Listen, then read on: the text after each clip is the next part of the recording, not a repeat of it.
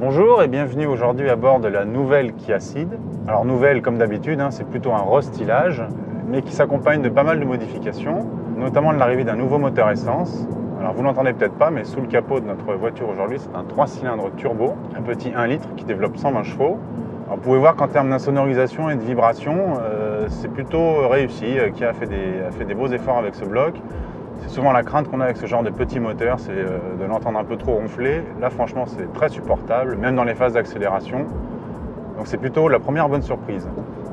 La seconde, c'est que la gamme accueille une nouvelle finition, la finition GT Line, donc une version un peu sportive, aussi bien à l'extérieur qu'à l'intérieur. Alors à l'extérieur, ça va se résumer à des jantes de 17 qui ne dégradent pas tellement le confort, un bouclier avant, bouclier arrière et des bas de caisse. À l'intérieur, c'est un peu plus léger, la présentation reste assez austère. Par contre, en termes de qualité, voilà, on a des matériaux, alors pas forcément les plus cossus de la catégorie, mais voilà, on a du plastique moussé. Chez Autoplus, on aime bien le plastique moussé, donc on est plutôt content. Les ajustements sont corrects et surtout, ils sont plutôt résistants. Donc c'est plutôt une bonne nouvelle puisque je vous rappelle que la Kia est garantie 7 ans. Et effectivement, on voit que les matériaux vont tenir dans le temps. Pour le reste, voilà, les prix ne bougent pas trop. On attaque toujours à 17 900 en entrée de gamme avec un petit 1 litre 4 essence de 100 chevaux.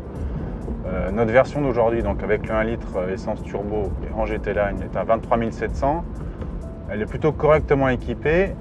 Malheureusement, tous les équipements de sécurité qui arrivent sur la gamme à l'occasion du restylage, que ce soit l'alerte de franchissement de ligne, la lecture des panneaux de signalisation, plein de petites choses qu'on retrouve maintenant de plus en plus chez les concurrents.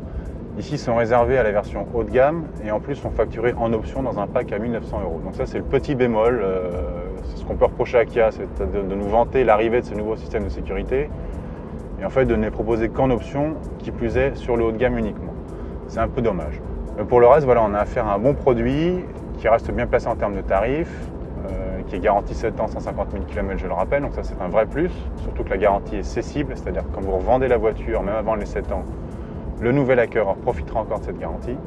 Donc on a un bon produit, plutôt sympa en look, agréable à conduire. La seule donnée qu'on n'a pas pu trop vérifier, puisqu'on se contente de l'ordinateur de bord, c'est la consommation. Pour le coup, on tourne autour de 7,8 litres, qui est vraiment pas terrible.